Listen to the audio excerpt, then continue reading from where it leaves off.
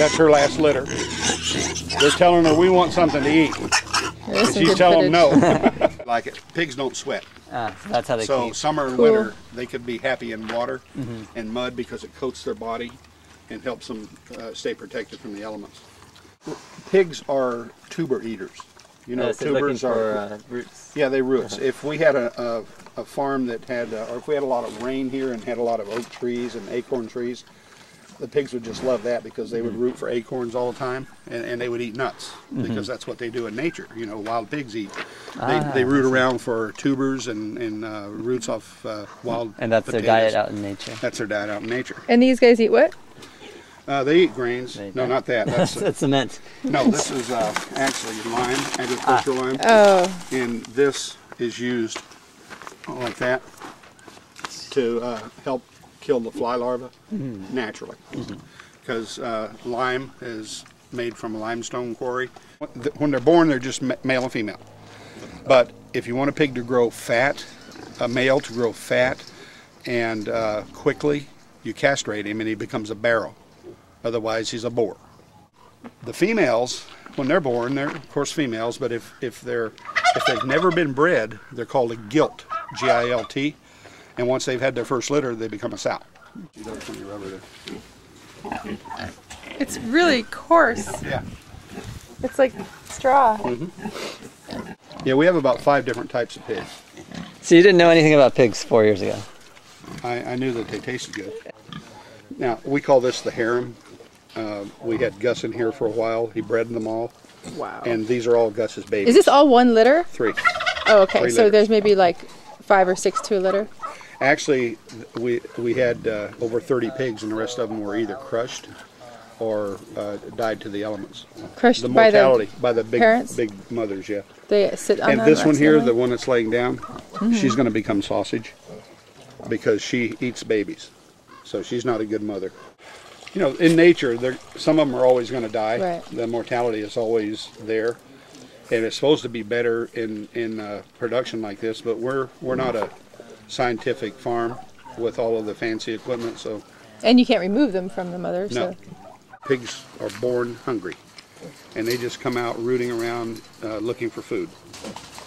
And they find the teat, they latch onto a teat.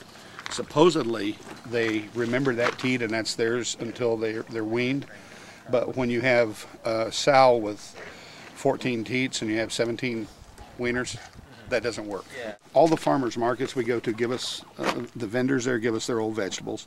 So these guys up here get loads of vegetables. Yeah. Not slop. Okay. Not like your restaurant slop. We don't feed that. Okay. That's some commercial pig farms, and we're a hobby farm. We're just a small farm, not commercial. I just got a whiff of something. Whole older. It followed us over here. The wind current brought that by. I don't know if you got it at the same time I did, but it took my breath away. Sorry about that. I was laughing how it got you so Yeah, it got me, and and I'm used to it. But then we mucked that pin this morning, and usually I get rid of it right away, but I had something else to do, and it's still there. Some commercial pig farms actually do institutional food. They get it from prisons and schools and stuff, and there's a law that states if you get that kind of food, you have to cook it. Recook it before you feed it. Most of them do when the inspector's there, but I've heard that that's not always the case. We don't feed any of that. The closest thing to that we've ever fed any of our pigs was tortillas from a tortilla factory. We got a bunch of those one time, and the pigs loved them. They had a ball with them. It's flour and corn, so it's good for them. But we feed them grain. This is rice. So we soak this rice, and it's dirty because it's a salvage rice. It came from, it's not Uncle Ben's converted, washed rice. But we will soak this in buckets and then feed it to them. Another guy we get this from. This is flour. Okay? That's the same stuff you have in your restaurant, but it's just dirty looking because it came off the mill. And probably this came off the mill floor or an overrun. See, and that's why we got it for the price we get it. Right. So instead of paying $400 a ton, we may only pay $100 a ton. This is grains.